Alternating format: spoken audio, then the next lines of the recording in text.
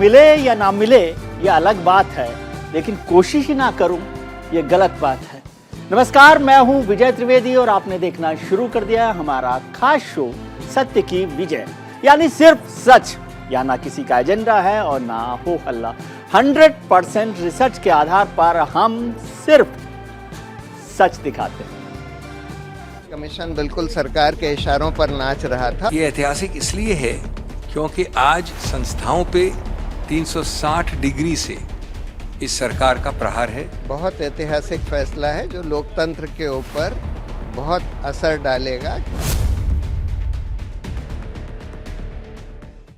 चुनाव आयोग में मुख्य चुनाव आयुक्त और चुनाव आयुक्त की नियुक्ति कैसे हो, इस पर सुप्रीम कोर्ट ने बड़ा फैसला दिया है। सुप्रीम कोर्ट ने कहा कि सीबीआई चीफ की तर्ज पर ही मुख्य चुनाव आयुक्त और चुनाव आयुक्त की नियुक्ति की जानी चाहिए। हम इस पर चर्चा करेंगे, लेकिन चुनाव सुधार से पहले बात चुनाव नतीजों की भी कर लेते हैं। दरअसल पूर्वोत्तर के 3 राज्यों के विधानसभा चुनावों के नतीजे आ चुके हैं। त्रिपुरा और नागालैंड में भारतीय जनता पार्टी ने बहुमत हासिल किया है। त्रिपुरा और नागालैंड की जीत से इतर कुछ नतीजे ऐसे हैं जो बीजेपी के लिए भविष्य की चुनौती बन सकते हैं। वो कौन से नतीजे हैं और 3 राज्यों का नतीजा क्या है, सबसे पहले वो आपको बताते हैं।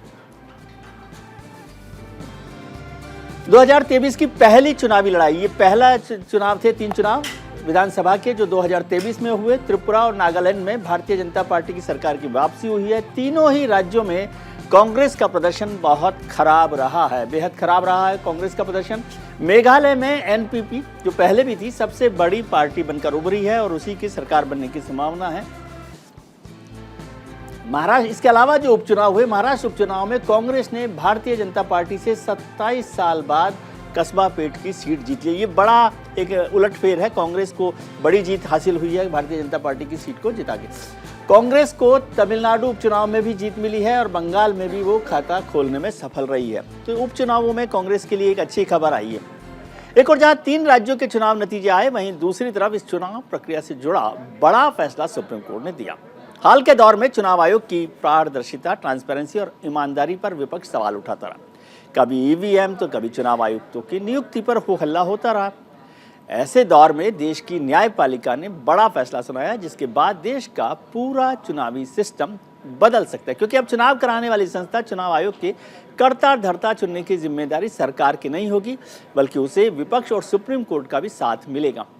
जानिए इस ऐतिहासिक फैसले को कि क्या फैसला दिया है सुप्रीम कोर्ट ने, किस तरह से बदलेगा हमारा देश का चुनावी सिस्टम। सुप्रीम कोर्ट ने आज कहा पिटीशन के फैसले पर कि सीबीआई चीफ की तर्ज पर चुनाव आयुक्तों और मुख्य चुनाव आयुक्त की नियुक्ति की जाए। ये बड़ा फैसला है, अभी तक तो सरकार उनकी नियुक्ति करती है। कहा गया कि प्रधानमंत्री, लोकसभा में विपक्ष के नेता और मुख्य न्यायाधीश, सुप्रीम कोर्ट के मुख्य न्यायाधीश एक इस पूरे जो चुनाव आयुक्त हैं, मुख्य चुनाव आयुक्त हैं, उनकी नियुक्ति का सिलेक्शन करेंगे। ये तब तक के लिए जब तक कि कानून नहीं बन जाता। सुप्रीम कोर्ट ने कहा कि लोकतंत्र में चुनावी पारदर्शिता बनाए रखना जरूरी है और इसके लिए जरूरी है कि चुनाव आयोग में भी पारदर्शिता रहे। इलेक्शन कमीशन का स्वतंत्र होना जरूरी है, सुप्रीम कोर्ट ने कहा है। उसमें उन्होंने कहा गया कि ऐसा नहीं लगना चाहिए कि सरकार जो है नियुक्त कर रही है, सरकार की मेहरबानी है। ये बात उन्होंने कही है।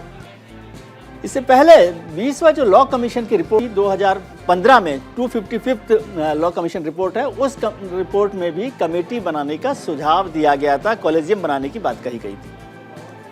आज़ादी के इतने साल बाद भी भारत में चुनाव आयुक्तों की नियुक्ति को लेकर कोई कानून ही नहीं है। दरअसल सरकार किसी भी अधिकारी को रिटायरमेंट के बाद चुनाव आयुक्त बना देती है। इसको लेकर अक्सर सवाल उठते रहे। हाल ही में एक आईएएस अधिकारी ने रिटायरमेंट से पहले वीआरएस लिया और उस अधिकारी को केवल सिर्फ 1 दिन में चुनाव आयुक्त बना दिया गया, जबकि चुनाव आयुक्त बनाने के लिए पूरा पैनल बैठता है, नामों पर विचार किया जाता है, प्रधानमंत्री पैनल से सुझाव लेते हैं, फिर एक नाम पर मोहर लगती है और राष्ट्रपति उसे मंजूरी देते हैं। ऐसे में शायद वही स्टैंड तो कहीं फैसले की बुनियाद नहीं बना। इसको समझ लेते हैं कि क्या बुनियाद थी इस फैसले को लेकर। कहा गया कि सीईसी और ईसी की नियुक्ति को लेकर कई याचिकाकर्ता सुप्रीम कोर्ट में पहुंचे थे। ये खास मसला था, जो चुनाव आयुक्त की नियुक्ति हुई थी उसको लेकर विवाद हुआ था। उसके बाद पिटीशन दायर की गई थी, याचिकाएं दायर की गई थी, जिसको सुप्रीम कोर्ट ने सुनवाई की थी। लगातार सुनवाई हुई। 2018 में सुप्रीम कोर्ट ने सभी याचिकाओं को 5 जजों की संवैधानिक पीठ को भेज दिया था, कॉन्स्टिट्यूशनल बेंच को भेज दिया गया था। 5 जजों की बेंच थी। इस बीच 18 नवंबर 2022 को इसी दौरान आईएएस अरुण गोयल ने वीआरएस लिया और उनको जो है मुख्य चुनाव आयुक्त बनाया गया। बिजली की गति से अरुण गोयल को चुनाव आयुक्त अपॉइंट कर दिया गया। ये सुप्रीम कोर्ट के फैसले में कहा गया कि लाइटनिंग स्पीड से ये काम किया गया। इस प्रक्रिया में 18 नवंबर को शुरू से अंत तक 24 घंटे से भी कम समय लगा। 40 लोगों का पैनल था, उसमें से 4 नाम निकाले गए और एक ही दिन में सारा काम होकर अरुण गोयल साहब को चुनाव आयुक्त बनाया गया। सुप्रीम कोर्ट ने जैसे ही अपने फैसले में कहा, लोकतंत्र को बनाए रखने के लिए चुनाव प्रक्रिया की निष्पक्षता बनाए रखनी चाहिए, नहीं तो इसके नतीजे अच्छे नहीं होंगे, क्योंकि वो जानते हैं कि वोट की ताकत सुप्रीम है।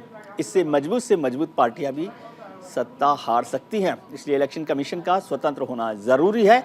लेकिन विडंबना देखिए कि मुख्य चुनाव आयुक्त और चुनाव आयुक्त की नियुक्ति को लेकर फिलहाल देश में कोई कानून व्यवस्था या प्रक्रिया नहीं है। ऐसे में जानिए आखिर अब तक क्या होता आया है और फैसले के बाद ये सूरत कैसे बदलेगी, कैसे ये सूरत बदल सकती है, इसको एक बार समझ लेते हैं।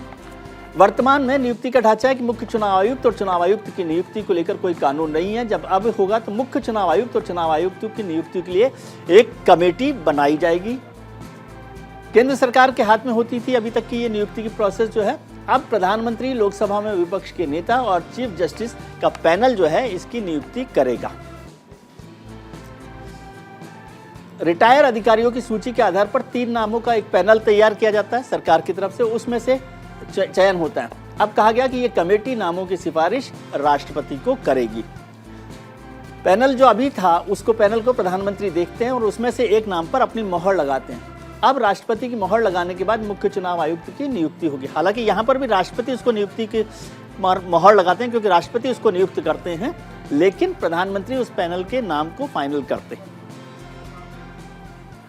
इस फैसले के बाद सुप्रीम कोर्ट के वकील प्रशांत भूषण और कांग्रेस नेता वकील अभिषेक मनु सिंघवी ने क्या कहा, वो सुन लेते हैं, फिर चर्चा शुरू करते हैं।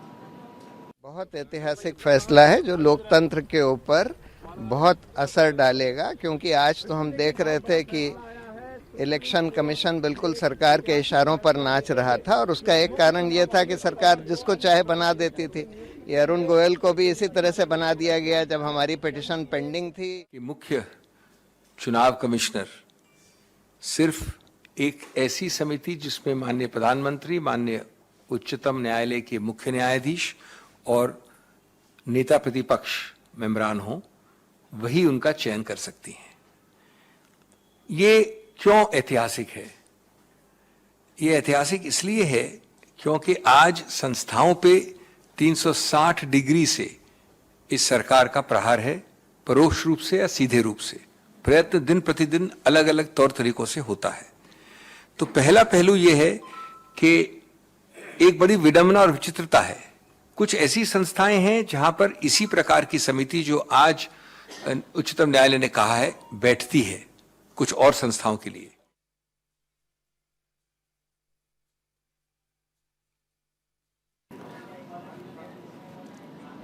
दरअसल देश में हर साल कोई ना कोई चुनाव होते हैं, बल्कि हर समझिए कि 3-4 महीने में, और जीत हार के बाद ज्यादातर राजनीतिक दल सीधे चुनाव आयोग पर आरोप लगाने लगते हैं। इससे चुनाव आयोग की विश्वसनीयता, क्रेडिबिलिटी पर सवाल उठ रहे हैं। क्योंकि मुख्य चुनाव आयुक्त और चुनाव आयुक्तों की नियुक्ति भी सरकार के जरिए होती है, इसलिए ये आरोप और भी ज्यादा लगने लगते हैं। अब सुप्रीम कोर्ट के फैसले के बाद सवाल उठता है कि क्या ईसी की नियुक्ति पर एससी के यानी सुप्रीम कोर्ट के फैसले से भरोसा बढ़ेगा? क्या देश में बड़ा चुनाव सुधार होने वाला है? और क्या 3 राज्यों में खराब प्रदर्शन से सबक लेगा विपक्ष? ये आज के नतीजों का सवाल है। आज इसी मुद्दे पर चर्चा करने के लिए हमारे साथ जुड़ रहे हैं पूर्व मुख्य चुनाव आयुक्त ओपी रावत साहब, चुनाव आयोग के पूर्व डिप्टी कमिश्नर डॉक्टर नूर मोहम्मद साहब, सुप्रीम कोर्ट के वकील सीनियर एडवोकेट अश्विनी दुबे साहब और राजनीतिक विश्लेषक और सीनियर एडवोकेट अमिताभ सिन्हा साहब हमारे साथ जुड़ रहे हैं। आप सबका बहुत बहुत स्वागत है। डॉक्टर नूर मोहम्मद साहब, सबसे पहले आपसे समझना चाहता हूं इस फैसले का मतलब, इससे क्या बदल जाएगी तस्वीर? थैंक यू, धन्यवाद। दरअसल पहली बात तो ये कि ये फैसला ऐसा है जिसको हम सबको वेलकम करना चाहिए जी। इसमें जो ट्रांसपेरेंसी की कमी थी वो ट्रांसपेरेंसी का उसमें इंतजाम कर दिया गया है जी। तो सुप्रीम कोर्ट का जो ऑर्डर है बहुत ही वेलकम है और ये इलेक्शन कमीशन को और उसकी इमेज को और मतलब ये करने के लिए जो लोग एक्सेप्ट करें एज ए ट्रांसपेरेंट बॉडी, वो ज़्यादा उभर के आएगी। जी तो एक तो बात ये है, ज़्यादातर इंटरनेशनल लेवल पे जब हम लोग बात करते थे, लोग कहते थे आप वहाँ बहुत ओपेक सिस्टम है अपॉइंटमेंट का, जी और हम कहते थे कि हमारे वहाँ ओपेक सिस्टम से भी लोग जो आते हैं वो ऐसा काम करते हैं कि आपने देखा होगा हर इलेक्शन में बहुत ही स्मूथली गवर्नमेंट चेंज होती है। जी तो ये हम लोग जस्टिफिकेशन देते हैं। अब हम लोग को कोई ऐसा क्वेश्चन नहीं कर सकता। जी ये बात एक तो पहली बात हुई, बहुत ही वेलकम फैसला है ये। जी दूसरी बात ये कि अगर आप देखिए तो 1990 में जी दिनेश गोस्वामी कमेटी ने यही कहा था, जी एग्जैक्टली इससे मिलती जुलती चीज कही थी। जी उन्होंने कहा था कि सीईसी का अपॉइंटमेंट लीडर ऑफ अपोजिशन और सीजेआई से कंसल्ट करके प्राइम मिनिस्टर प्रेसिडेंट को करना चाहिए। जी प्राइम मिनिस्टर का नाम उसमें नहीं था। जी और दूसरा उन्होंने कहा इलेक्शन कमिश्नर्स का appointment CEC, leader of opposition और सीजेआई जी से कंसल्ट करके प्रेसिडेंट को करना चाहिए। जी ये था 1990 का दिनेश गोस्वामी कमेटी का। जी उसके बाद 2015 में लॉ कमीशन की रिपोर्ट में उन्होंने उस टाइम पे, जहां तक मुझे कॉलेजियम के प्राइम मिनिस्टर को भी उसमें जी शामिल, हाँ, कॉलेजियम को शामिल किया गया, कॉलेजियम बनाने की बात की जी तो उसमें ये तो बहुत वेलकम बात है, लेकिन उसमें दो चीज और आएगी। जी एक तो ये कि जब नाम आएंगे आपके सामने जी तो वो किस प्रोसेस से आएंगे, वो सेलेक्ट करके कुछ नाम दिए जाएंगे इसमें से आपको सेलेक्ट करना जी है, या कंसल्टेटिव प्रोसेस से ये कमेटी होगी जो जो सर्च करेगी, सर्च कमेटी होगी जी जो लोगों का नाम लेके आएगी। ये प्रोसेस अभी बहुत ही ओपेक है, वो क्लियर नहीं है। जी तो एक तो एस्पेक्ट है कि नाम कौन से आएंगे इस कमेटी के सामने, जी किस प्रोसेस से आएंगे, उसमें कहीं बहुत ही एलिजिबल लोग, वो एक चीज मेरे ख्याल से और क्लियरली करने की जरूरत है। जी दूसरे जो बात डिस्कशन हुआ, जो ऑर्डर में बल्कि नहीं आया, हम्म, कि इलेक्शन कमीशन का एक सेक्रेटेरिएट होना चाहिए, जी और उसके बाद वो क्या नाम है, जो बाकी कमिश्नर्स हैं उनका इलेक्शन चीफ इलेक्शन कमिश्नर के रिकमेंडेशन को उनको हटाया जा सकता है, उसको भी एट पार लाना चाहिए। इलेक्शन कमीशन ने खुद अपनी तरफ से कितनी बार गवर्नमेंट को रिक्वेस्ट की है कि ये दोनों कमिश्नर्स और सीसी एट पार होने चाहिए, जी उनको रिमूव करने का तरीका भी एक होना चाहिए। एक होना तो चाहिए एक तो वो उसमें ओपेसिटी रह गई, हालांकि कोर्ट में डिस्कशन शायद इसमें बात आई है जी जो न्यूज़ से आ रहा है, लेकिन उसको भी उसमें शामिल किया जाए को भी इंडिपेंडेंट करने की ज़रूरत है, क्योंकि अभी गवर्नमेंट के लोग आते हैं, मतलब गवर्नमेंट सर्विसेज से लोग आते हैं, और हालांकि वो बहुत अच्छा काम कर रहे हैं, हम ये नहीं कह रहे हैं उनमें कुछ जी कमी है, ये है कि उनको भी बाहर दोबारा गवर्नमेंट में जाना है। जी ठीक है तो हम ये नहीं कह रहे। जी डॉक्टर साहब आता हूँ आपके पास, आवाज़ की थोड़ी सी प्रॉब्लम हो रही है कनेक्शन की। अमिताभ सिन्हा साहब, आप भी सुप्रीम कोर्ट के बड़े एडवोकेट हैं, बड़ा नाम है आपका, राजनीति में भी आपका बड़ा नाम है, आप कैसे फैसले को देख रहे हैं? क्या ये फैसले को किसी एक चुनाव आयुक्त की नियुक्ति के तौर पर देख रहे हैं, या पूरे प्रोसेस में एक बड़े बदलाव के तौर पर? विजय जी, धन्यवाद मुझे इस महत्वपूर्ण और संवेदनशील विषय पे बोलने का मौका देने के लिए। जी मैं यहाँ पर एक बहुत ही स्पष्ट रूप से बताना चाहता हूँ कि ये जो भी मैं कहने जा रहा हूँ जी वो मेरी अपनी बहुत ही विशेष रूप से विचार करके बनाई गई राय है जी। और इस बात पे मैं कभी भी ना कहीं कोई अपोलोजेटिक हूँ और ना हूँगा जी। मेरा पॉइंट यह है कि भारत में जो संविधान के निर्माताओं ने एक विशेष व्यवस्था जो है वो देखी या उसका आकलन किया या उसके सपने देखे जी और उसके आधार पे उसने एक संतुलन जो है शक्ति संतुलन व्यवस्था में बनाया। 3 स्तंभ बनाए, कार्यपालिका, विधायिका और न्यायपालिका, और तीनों के बीच में एक शक्ति संतुलन की बड़ी सुंदर व्यवस्था बनाई। अब उसमें एक लाइन ऑफ आर्गुमेंट है कि अमेरिकन पैटर्न का रिजिडिटी नहीं है, इसमें फ्लेक्सिबिलिटी है। तो फ्लेक्सिबिलिटी या लचीलापन तो भारत का एक सबसे प्रमुख सनातन धर्म का और भारतीयता का उसका प्रमुख अंग है कि वो लचीलापन होता है। लेकिन उस लचीलेपन को गलत तरीके से यदि कोई तोड़े मड़ोड़े तो उसके लिए बहुत सारी व्यवस्थाएं हैं और साथ में कुछ खतरे भी हैं। मैं उससे संक्षेप में आपको बताना चाहूँगा।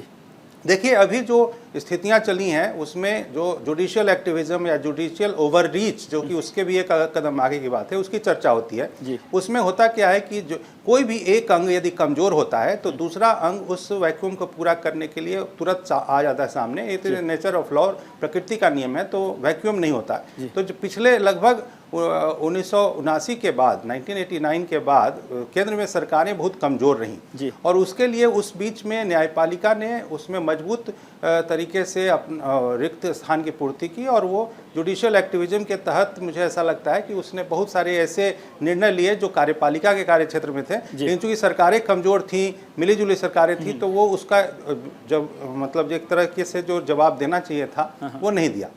अब वो स्थिति 2014 तक चली। 2014 के बाद जब केंद्र में एक स्थायी और मजबूत सरकार बनी है, तब ये केंद्र की कार्यपालिका और न्यायपालिका के बीच जो एक न्यायपालिका का जो मैं समझता हूँ कि उसकी आदत खराब हो चुकी थी, और वो कार्यपालिका के कामों में दखल देने की अजब सी उसकी गंदी आदत हो गई, तो वो अब धीरे धीरे टकराहट बढ़ने लगी है। इस पूरे प्रकरण में मैं आपको इतना बताना चाहता हूं कि जो सुप्रीम कोर्ट के जो अभी के प्रेजेंट चीफ जस्टिस हैं, उनके पिता जस्टिस वाई चंद्रचूड़ ने इंदिरा गांधी बनाम राजनारायण में एक बहुत ही स्पष्ट जजमेंट का हिस्सा दिया था। उन्होंने कहा था कि ये दोनों जो बैलेंस ऑफ पावर है, शक्ति संतुलन है, उसका बहुत सम्मान होना चाहिए, नहीं तो बहुत सारे खतरे होंगे। मैं जस्टिस वाई चंद्रचूड़, अभी के चंद्रचूड़ के पिता, उनके जजमेंट को कोट कर रहा हूं मैं यहाँ। और यही बात वास्तविकता में भी है। यदि हर एक अंग अपनी मर्यादा नहीं देखेगा, तो दूसरा अंग भी मर्यादा का उल्लंघन करने आप कह रहे हैं कि सीमा लांघ रहे हैं सुप्रीम कोर्ट? आप कह रहे हैं सुप्रीम कोर्ट सीमा लांघ रहे हैं?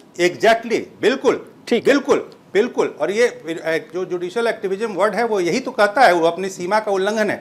अब ये बताइए कि यदि इलेक्शन कमीशन एक बहुत ही सॉवरेन, बहुत ही कॉन्स्टिट्यूशनल बॉडी है, उसके सिलेक्शन का प्रोसेस है जो प्रोसेस क्या है सर? एक लाइटनिंग स्पीड से 40 लोगों में से एक आदमी को आप एक दिन में ईसी बना दें, ये प्रोसेस है? और आप कहेंगे कि जुडिशियल एक्टिविज्म है? प्रोसेस अलग विषय है। एक मिनट विजय जी, देखिए मुझे बोलने दीजिए थोड़ा सा, 2 मिनट, संवेदनशील विषय।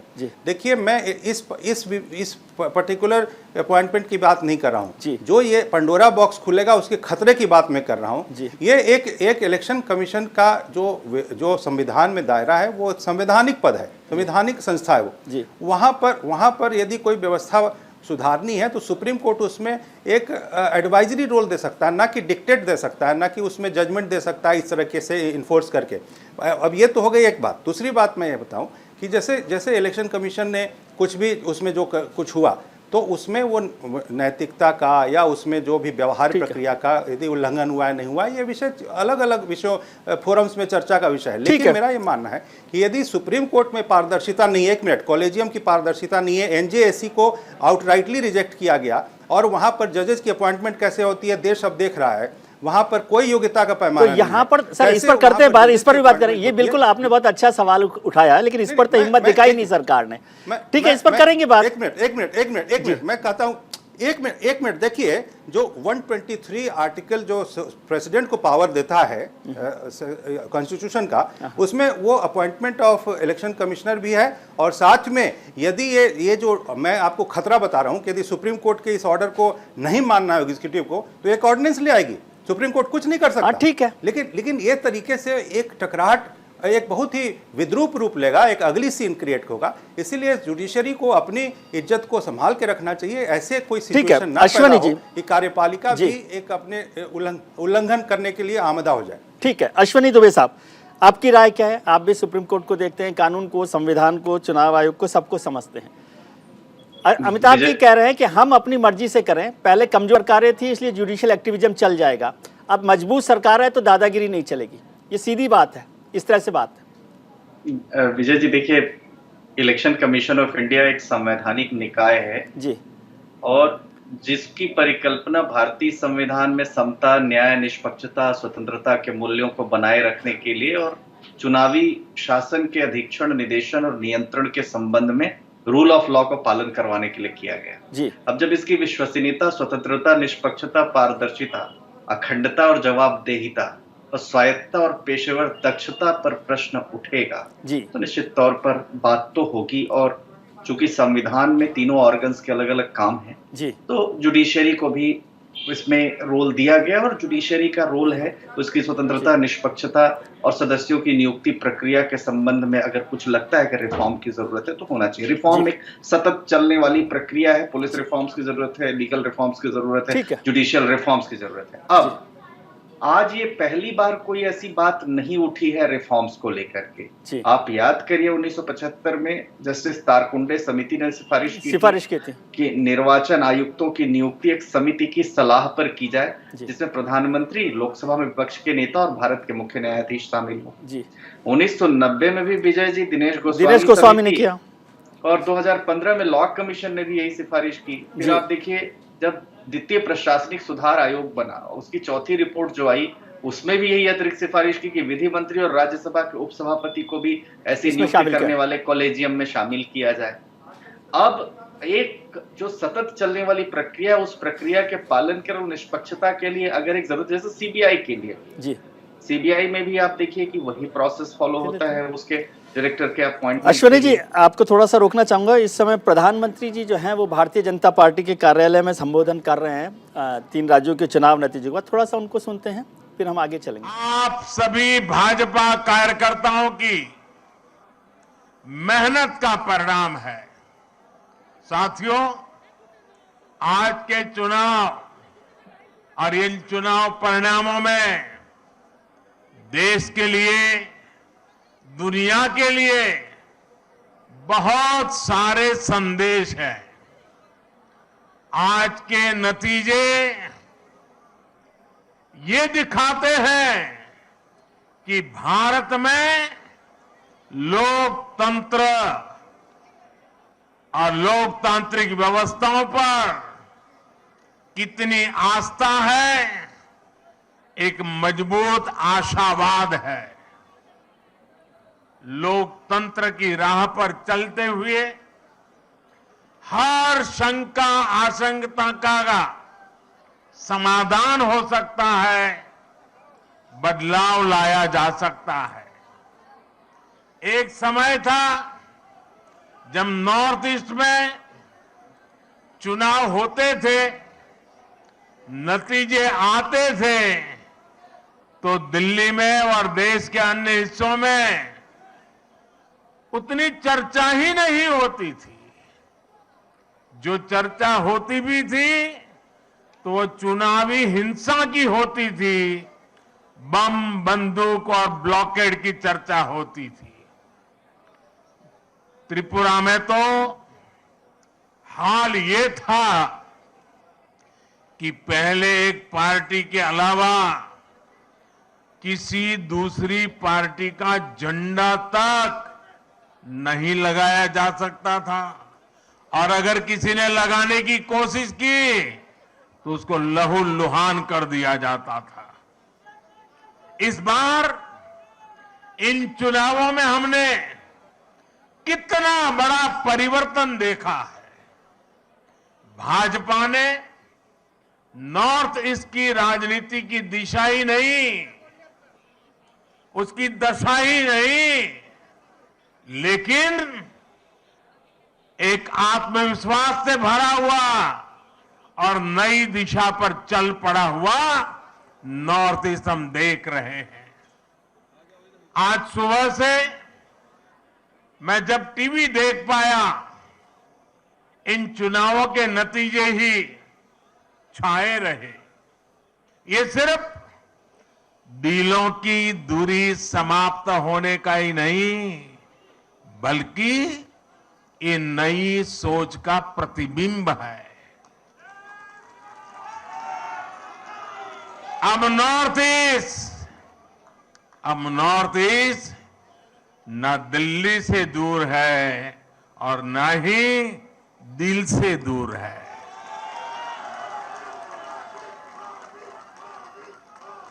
ये युग परिवर्तन का समय है, ये नया इतिहास रचे जाने का समय है।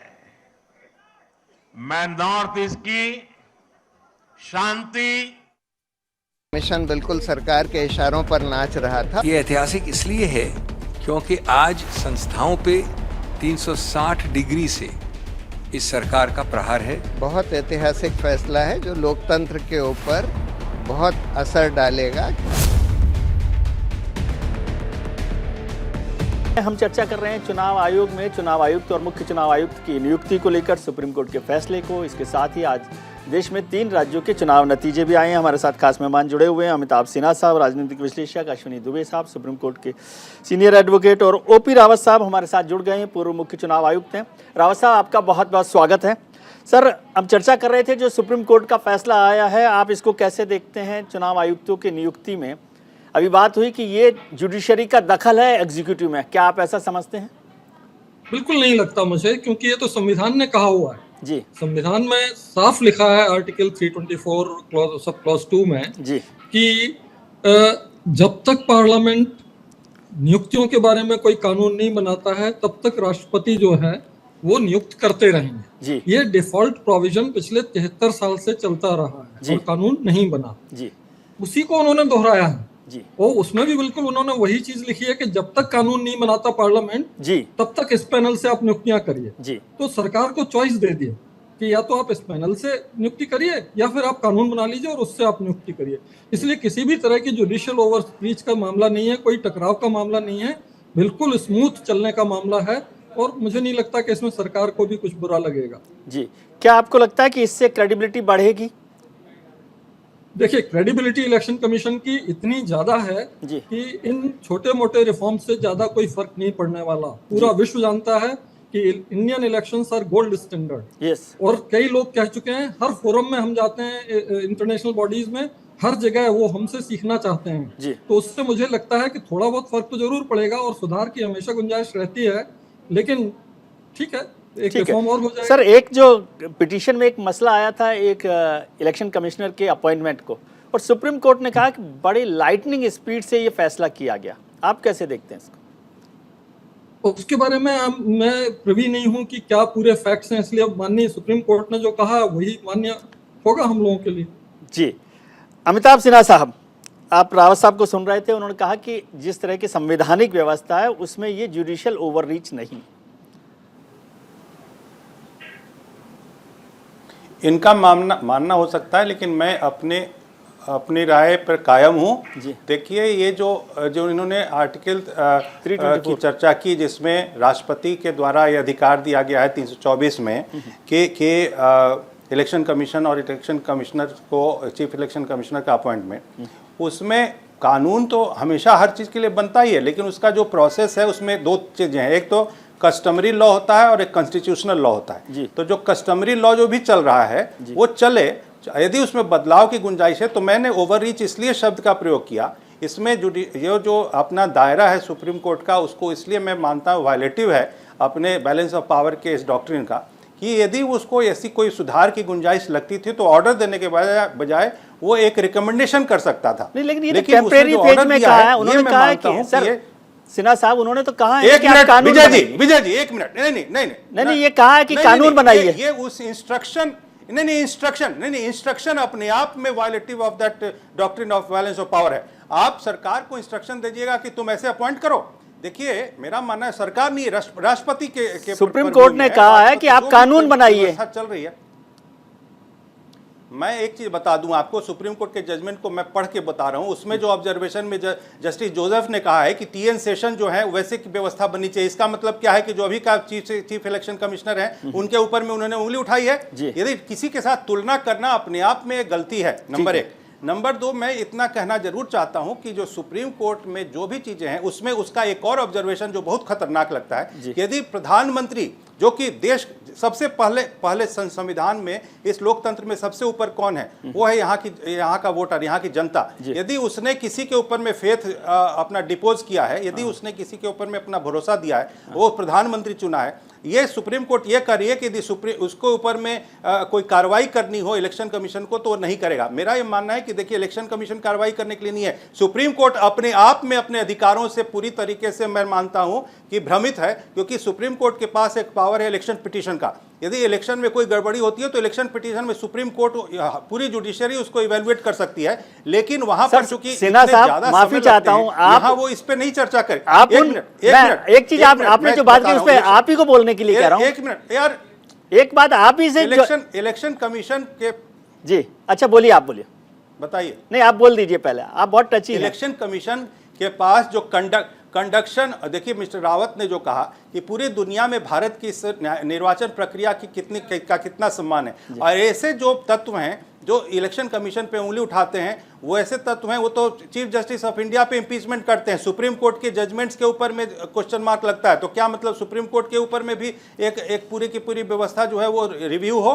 मैं तो ये कहना चाहता हूं कि you can not please all the people all the time. हर चीज अभी को आप खुश नहीं कर सकते, लेकिन इस विषय में जब इलेक्शन पिटीशन के नाते एक पावर जुडिशरी के पास है, यदि कोई गलती हुई है तो इसी जुडिशरी ने इंदिरा गांधी का इलेक्शन नल एंड वाइड किया था, और इसी के आधार पे इंदिरा गांधी वर्सेज राजनारायण में जस्टिस चंद्रचूड़ के इस ऑब्जर्वेशन को मैंने अभी कोट किया है। मेरा ये मानना है कि जो ये डॉक्ट्रिन है, जो संतुलन, शक्ति का संतुलन का सिद्धांत सुप्रीम संविधान में दिया गया है, उसका सभी अंग अपने हिसाब से आदर करे, पालन करे। नहीं तो एक खतरा ये है, यदि कार्यपालिका उतारू हो जाएगी अपने अतिक्रमण करने का अधिकार क्षेत्र का, तो बहुत खतरनाक होगा। ये तो वार्निंग की तरह से कह रहे हैं, मैं इसको, ये वार्निंग की तरह से आप कह रहे हैं, मैं तो खैर इसको स्वीकार नहीं करता सिन्हा साहब। मैं वार्निंग नहीं कर रहा हूं, सॉरी, आई डू, मैं चेता रहा हूं। नहीं विजय जी, मैं चेता रहा हूं। ये सुप्रीम कोर्ट को आप चेतावनी दे रहे हैं। आपने विश्लेषक लिखा है, आप नहीं, मैं विश्लेषक हूं, मैं संभावना देख रहा हूं। अच्छा, अब इसको मैं आपसे दूसरा सवाल करना चाहता हूं। ठीक है, विश्लेषक, अब मेरी बात सुनिए। आप अमिताभ सिन्हा को मैं जानता हूं, जो लंबे समय से राजनीतिक लड़ाई भी लड़ते रहे, कानूनी लड़ाई भी लड़ते रहे, और वो शख्सियत हैं जो, आपने प्रधानमंत्री का जिक्र किया, फिर आपने खुद ने जिक्र कर दिया प्रधानमंत्री इंदिरा गांधी का। तो सबसे ताकतवर प्रधानमंत्री नहीं थी इंदिरा गांधी, उन्होंने क्या किया वो आपने देखा है, उनके खिलाफ लड़ाई में आप भी शामिल रहे हैं। तो ये कहना कि प्रधानमंत्री जी सब कुछ करते हैं, वो उनके पास सब अधिकार है, पहली बात सुन लीजिए। अब मेरी बात भी सुन लीजिए, आपकी बात मैंने सुन ली, माफ कीजिए मुझे, अब मेरी बात भी सुन लीजिए। दूसरा सवाल, आपने कहा कि जो लोग हैं सुप्रीम कोर्ट के जजेज पर फैसले पर सवाल उठाते हैं या कुछ भी करते हैं, जो, तो आप तो एनजेसी पर सवाल उठा रहे हैं ना, तो सवाल उठाना कोई अपराध थोड़ी है। बिल्कुल, दोनों बातें मत कीजिए प्लीज। आपने सवाल उठाया एनजेसी के फैसले पर, मैं जवाब दूं, तो फैसला उठा नहीं, बिल्कुल मैं जवाब, हाँ, छोटा जवाब दीजिए, मुझे अश्वनी जी के पास जाना है, लेकिन सवाल उठाना अपराध नहीं है। बिल्कुल मैं जवाब ये देना, देखिए लेकिन मैं डायरेक्शन तो नहीं देने की स्थिति में हूं सुप्रीम कोर्ट को कि एनजेसी लागू करो। सुप्रीम कोर्ट ने वायलेट करके ये कहा, ऑर्डर दिया जो एग्जीक्यूटिव को कि तुम ऐसा करो। मैं उस पर आलोचना कर रहा हूं सुप्रीम कोर्ट के इस जजमेंट का कि ऐसा न करके यदि वो एक रिकमेंडेशन देती कि देखो भाई ऐसी जरूरत है, ऐसी हमारी समझ ऐसा है कि एक कॉलेजियम से की तरीके का कोई एक कमिटी बनाओ और वो उस पर करो और इसके ऊपर में कानून लाओ, तो वो बात बिल्कुल समझ में आती थी। लेकिन ये वायलेशन है वो बैलेंस ऑफ पावर का कि तुम इंस्ट्रक्शन दे रहे हो एग्जीक्यूटिव को कि तुम ऐसा काम करोगे, ये मर्यादा कानून बनाने की सलाह देना, ऑब्जर्वेशन, आप कैसे उसको वायलेशन मानते हैं? नहीं, आप जजमेंट पढ़िए। नहीं, अरे विजय जी, आप जजमेंट पढ़िए ना। वो क्या कर रहा है कि जब तक कानून नहीं बनेगा तब तक ये मेरा न्याय चलेगा। जब तक के लिए क्या हो गया? और उसमें प्रधानमंत्री शामिल हैं, उसमें प्रधानमंत्री शामिल हैं, विपक्ष के नेता शामिल हैं, सीजीआई खुद नहीं अपॉइंट कर रहे। नहीं, उसमें डिसाइड कौन करेगा? उसमें चीफ जस्टिस डिसाइड करेगा, क्योंकि यदि लीडर ऑफ अपोजिशन और प्रधानमंत्री में तो मत एकता नहीं होगी ना, तो डिसीजन मेकर कौन है? आपके पास ऐसे लोग नहीं, आपके पास ऐसे लोग नहीं है जो विपक्ष का नेता उसको सहमत हो जाए, इसका मतलब तो ये कह रहे हैं आप। अश्वनी जी, ठीक है, अब इस पर डिबेट आगे चलती रहेगी। अश्वनी जी, ये जुडिशियल वायलेशन वाला बड़ा मसला है, जुडिशियल आउटरीच, कैसे आप देखते हैं?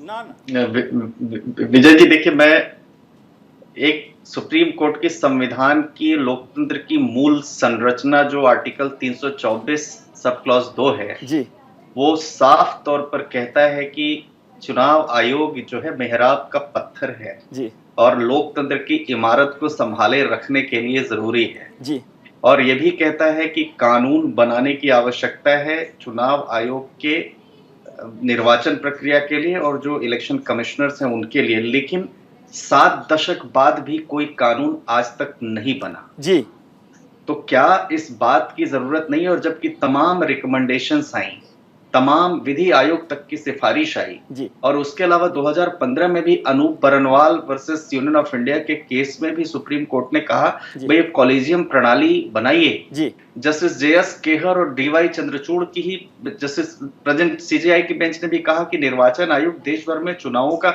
अधीक्षण आयोजन करते हैं तो उनका चयन अधिकतम पारदर्शी तरीके से किया जाना चाहिए। अब सवाल यह है कि जो संविधान में ऑलरेडी एक चीज अवेलेबल है, या तो हम जो केशवानंद भारती की जजमेंट है जो विधि की सर्वोच्चता की बात करता है, और doctrine of basic structure of constitution है, उसको हम चेंज करें बात कहता है तो समझ में आता है। सवाल यह है कि जब संविधान में पहले से एक व्यवस्था दी गई, एक पारदर्शी प्रक्रिया बनेगी और एक जो है आप सिस्टम एवेल्युएट करेंगे, डेवलप करेंगे, संसद कानून बनाएगी, तो संसद को कानून बनाना चाहिए, और जब तक नहीं बनाता तब तक ये इंटरिम अरेंजमेंट बिल्कुल इंटरिम। तो इसलिए मैं समझता हूं कि चूंकि आयोग के निष्पक्षता, ठीक है, आता हूं आपके पास आता हूं जी जी, और डेमोक्रेसी में विपक्ष को जो बार बार संस्थाओं के ऊपर अटैक डेमोक्रेसी में हो रहा है, तो उनकी चूंकि उपयोगिता भी बनी रहे, क्योंकि ये भी मानना पड़ेगा कि हमारे देश में तमाम राज्यों में अलग अलग सरकारें हैं, तो चुनाव आयोग अगर बायस्ड होता तो अलग अलग सरकारें नहीं आती, फिर तो जो सरकार पार्टी पावर है, जो रिजीम है वही आता। तो ये चुनाव आयोग की स्वतंत्रता निष्पक्षता ही निर्धारित करती है, और इसीलिए आप देखिए दिल्ली में भी एमसीडी इलेक्शन में भी आप देख लीजिए कितना स्मूथली इलेक्शन हुआ। इसलिए कानून देश के लोकतंत्र की मजबूती के लिए आवश्यक है। जी सिन्हा साहब अब बोलिए। मैं इतना ही कहना चाहता हूं, देखिए बहुत लंबी बात हो सकती है। मेरा कहना यह है कि सुप्रीम कोर्ट ने अपनी मर्यादा का उल्लंघन इस नाते किया है कि जो भी व्यवस्था, जो प्रक्रिया है, उस प्रक्रिया को में यदि उसने रिकमेंड किया होता कि ऐसा होना चाहिए तो शायद वो मर्यादा का उल्लंघन नहीं होता, लेकिन उसका जो ऑर्डर है अपने आप में वो उल्लंघन है, मेरा मानना है। दूसरी बात मैं ये कहना चाहता हूँ कि जो भी ऐसी परिस्थितियां हैं जिसमें कि आप उसकी निष्पक्षता के ऊपर में प्रश्न चिन्ह लगा रहे हैं शायद, तो उसमें तो यही कहना होगा ना कि ये जो नहीं, ये निष्पक्षता वाला है वो सैक्रोसेंट नहीं होती है। ठीक है, नहीं मैं दो बातें करना चाहता हूं आपसे, आप ही से आपसे समझ रहा हूं, सैक्रोसेंट की बात नहीं कर रहे हैं। कोई भी चीज सैक्रोसेंट नहीं हो सकता जी, सैक्रोसेंट नहीं हो सकता। आप सबको खुश नहीं कर सकते। जब चीफ जस्टिस ऑफ इंडिया के खिलाफ में इंपीचमेंट एक पॉलिटिकल पार्टी ला सकती है, तो इसका मतलब तो ये हुआ कि तो इसमें क्या बुराई है? ये सिस्टम है ना हमारे पास, तो फिर सर सिस्टम है ना। तो सैक्रोसेंट सर ये दो शब्द अलग है सिन्हा साहब, दो शब्द अलग अलग है, माफ कीजिए सिन्हा साहब, दो शब्द अलग अलग है। आप ही के दो शब्दों का इस्तेमाल कर रहा हूं मैं। सैक्रोसेंट होना और खुश करना सबको, ये दो अलग अलग शब्द है, इनको मिक्स मत कीजिए। इतनी अंग्रेजी हिंदी मुझे आती है। सैक्रोसेंट होना और सबको खुश रखना अलग अलग शब्द हैं, माफ कीजिए। और सुप्रीम कोर्ट ने जो कहा है, मैं आपसे समझना चाहता हूं। विद्वता पे प्रश्न चिन्ह लगा रहा हूं। नहीं, मैं आपसे समझना, अरे आपकी विद्वता पर बात कर रहा हूं। मैंने कहा कि जी नहीं, मैंने कहा आप सबको खुश नहीं कर सकते। इलेक्शन कमिश्नर के प्रोसेस को पे उंगली उठ रही है, तो इसका मतलब यह है कि आप उसको ऑर्डर दीजिएगा इस सुप्रीमेसी ऑफ एग्जीक्यूटिव को। मेरा मानना है कि उसमें एडवाइजरी रोल सुप्रीम कोर्ट को प्ले करना चाहिए, नहीं तो पहले अपनी पारदर्शिता बनाए। यदि अपॉइंटमेंट ऑफ जजेज में पारदर्शिता पहले वो कंप्लीट करे, जिसको कॉन्स्टिट्यूशनल सरकार को हिम्मत दिखानी चाहिए पूरे सिन्हा साहब, ये तो सरकार को हिम्मत दिखानी चाहिए। अब फिर वही बात जी, नहीं, मैं कह रहा हूं, मैं सरकार क्या हिम्मत करेगी? सरकार ने तो एक कॉन्स्टिट्यूशनल अमेंडमेंट करके एनजेएससी पास किया था 2015 में। उसके बाद क्या हुआ? आपने फुल बेंच जो है जजमेंट देके उसको नल एंड वाइड। ठीक है, इस पर फिर बहस करेंगे हम लोग, इस पर फिर बहस करेंगे। आज चुनाव आयोग की बात कर लेते हैं। चुनाव आयुक्त साहब, रावत साहब जी। हाँ, तो नहीं, ठीक है, बहुत महत्वपूर्ण है कि इसमें ऐसी स्थिति मत पैदा करिए कि जिससे टकराहट किसी दूसरी दिशा में जाए। मेरा इतना ही, मैं अंदाजा कर रहा हूं कि ये स्थिति आ सकती है। ठीक है, ये वार्निंग के तौर पे मैं ले रहा हूं आपका। आयुक्त रावत साहब, आपसे समझना चाहता हूं, जो बात सिन्हा साहब ने जो बात कही है, वो बात कहीं तक पहुंच सकती है। मैं उनसे इनकार नहीं कर रहा, मैं उनसे बहस करता हूं क्योंकि वो हमारे मित्र हैं और उनसे ज्ञान मिलता है, इसलिए मैं इस पर सब्जेक्ट पर ज्यादा डिबेट कर रहा था। लेकिन आप मुझे बताइए, सैक्रोसेंट होना, 73 साल तक कानून नहीं बनाना और ट्रांसपेरेंट होने की बात कह देने में इतनी क्या नाराजगी की बात है? मुझे ये लगता है कि ट्रांसपेरेंसी तभी आएगी जब विभिन्न स्टेक होल्डर्स को मालूम हो कि ये प्रक्रिया कैसे अपनाई जा रही है। तो इतना कहना मुझे लगता है कि कोई अनुचित नहीं जी।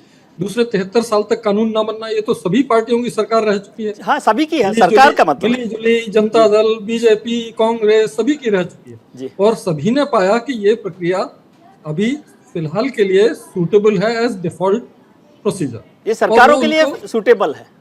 नहीं, देश के लिए। सरकारों के लिए नहीं, देश के लिए। क्योंकि जिस तरह की reputation election commission of India ने पूरे विश्व में कमाई है जी, वो देखने को नहीं मिलती जी। हमारे यहाँ ब्लडलेस ट्रांसफर ऑफ पावर हो गया 2014 में जी। आप देखिए 2021 की 6 जनवरी को वॉशिंगटन डीसी में कैपिटल स्टॉर्म कर दी जी एक रिजल्ट पे। जी दूसरे ब्राजील में अभी राष्ट्रपति चुनाव हुए अक्टूबर नवंबर में, जी एकदम से क्या आंदोलन शुरू हो गए वहां पे। जी। तो ये सब चीजें हमारे यहाँ नहीं होती। इसका मतलब चुनाव आयोग की और इलेक्शन डिलीवरी की एक्सेप्टेबिलिटी हमारे यहाँ सारे लोकतंत्रों से कहीं बेहतर है। हाँ हाँ, लेकिन समझते हैं आपकी प्रोसेस में ट्रांसपेरेंसी होनी चाहिए, इसके बावजूद ट्रांसपेरेंसी भी होनी चाहिए और इस तरह की व्यवस्था होनी चाहिए कि जिससे और आगे के चुनौतियों को सामना करने के लिए हम लोग सक्षम बने। जी सिन्हा साहब, छोटा सा शब्द, क्योंकि मैं प्रधानमंत्री जी के पास संबोधन को देखना चाहता हूं, लेकिन आपसे छोटा सा, आप इससे तो सहमत है कि ट्रांसपेरेंट सिस्टम हो, इसमें कोई परेशानी तो नहीं है? बहुत छोटा सा जवाब चाहिए। देखिए, ट्रांसपेरेंसी एक बहुत ही रिलेटिव टर्म है। यदि कोई एक व्यवस्था ऐसी बनती है जिसमें प्रधानमंत्री या राष्ट्रपति ने मिलकर कोई व्यवस्था बनाई और उसमें जो सिलेक्शन प्रोसेस हुआ वो आरटीआई के तहत सबके पास ट्रांसपेरेंट है कि वो हाउ इट वाज सिलेक्टेड और हाउ इट हैज हैपेंड, कैसे ये हुआ है। मेरा मानना है कि पारदर्शिता विषय नहीं है, यह विषय कुछ और ही है। ये ओवररीच का मामला है, इसमें कि नहीं हम तो नाली भी साफ कराएंगे जी। हाँ, नहीं, मेरा मानना है कि देखिए बहुत महत्वपूर्ण, ठीक है, वो आपने जो बात की वो समझ आ रही है। पारदर्शिता वही बात करे जो खुद पारदर्शी है, पारदर्शिता वही बात करे जो पारदर्शी है। दुबे साहब, बहुत छोटा सा जवाब। पत्थर वही मारे जिसने पाप ना किया हो, ये फिल्मी गाना मुझे याद आ रहा है सिन्हा साहब के कहने पर। इलेक्शन कमीशन पहले से भी पारदर्शी था, आज और पारदर्शी है, कल और पारदर्शी होगा। पारदर्शिता एक सतत चलने वाली प्रक्रिया है और समय के हिसाब से रिफॉर्म्स मांग है और विधि की सर्वोच्चता बनाए रखने के लिए, विधि का शासन बनाए रखने के लिए चुनाव आयोग में जो संवैधानिक व्यवस्था है उसका पालन करना जरूरी है। चलिए, बहुत बहुत शुक्रिया आपका अमिताभ सिन्हा साहब, ओपी रावत साहब, अश्वनी दुबे साहब और डॉक्टर नूर मोहम्मद के आपने इस चर्चा में हिस्सा लिया, मेरा ज्ञानवर्धन किया। अभी हम चलते हैं सीधे भारतीय जनता पार्टी के दफ्तर में, जहां प्रधानमंत्री नरेंद्र मोदी संबोधित कर रहे हैं। भाजपा पर एक लेबल चिपकाने की कोशिश की है। शुरुआत में बीजेपी को बनिया पार्टी कहा गया, हिंदी पट्टी की पार्टी कहा गया, फिर कहा गया कि बीजेपी सिर्फ शहरी मिडिल क्लास की पार्टी है और गांवों में कोई आधार नहीं है। समय के साथ इन सारे मिथकों को बीजेपी ने तोड़ दिया, लेकिन इसके साथ ही विरोधी दल ये कहने लगे कि आदिवासी क्षेत्रों में बीजेपी को उतना समर्थन नहीं है। पिछले 10 सालों में हमने इस भ्रम को भी तोड़ दिया है। आज देश का आदिवासी समाज ही नहीं, दलित और पिछड़े भी भाजपा के साथ है। अभी हमने गुजरात चुनाव में भी देखा है कि कैसे आदिवासी पट्टे में भाजपा को जबरदस्त जीत मिली है। साथियों, हमारे यहां बरसों तक माइनॉरिटीज को भी बीजेपी का डर दिखाया गया, देश विदेश में प्रोपेगेंडा चलाया गया, लेकिन अपप्रचार की इस झूठ की पोल गोवा के लोग खोलते रहे हैं। अब नॉर्थ ईस्ट के लोग भी इस झूठ की पोल खोलने में जुट गए हैं। नागालैंड और मेघालय में जहां बहुसंख्यक आबादी हमारे क्रिश्चियन भाई बहनों की है, वहां बीजेपी के लिए इतना जबरदस्त समर्थन लगातार बढ़ रहा है। वहीं नागालैंड में लगातार दूसरी बार हमें गठबंधन को आशीर्वाद मिला है। गोवा में भाजपा लगातार जीत पर जीत का रिकॉर्ड बना रही है। मैं जानता हूं जैसे जैसे कुछ दलों द्वारा फैलाए इस झूठ का पर्दाफाश होगा, वैसे वैसे भाजपा का और विस्तार होता जाएगा। साथियों, कुछ दलों द्वारा पर्दे के पीछे गठबंधन करके भाजपा को बाहर रखने का खेल भी आज देश देख रहा है। जनता देख रही है कि कैसे ये राजनीतिक दल उसके साथ, नागरिकों के साथ, जनता जनार्दन के साथ छल कपट कर रहे हैं। एक राज्य में दोस्ती और दूसरे राज्य में कुश्ती, ऐसा करने वाले राजनीतिक दलों का असली चेहरा जनता के सामने आ चुका है। केरला की जनता भी ये देख रही है कि कैसे लेफ्ट और कांग्रेस दूसरे राज्यों में गठबंधन करते हैं, केरला में एक दूसरे के खिलाफ होने का ढोंग रचाते हैं। सच्चाई यही है कि ये दोनों मिले हुए हैं, दोनों मिलकर केरला को लूट रहे हैं। इसलिए मुझे विश्वास है कि आने वाले वर्षों में भी जैसे नागालैंड में हुआ है, जैसे मेघालय में हुआ है, जैसे गोवा में होता रहा है, केरला में भी भाजपा गठबंधन की सरकार बनेगी।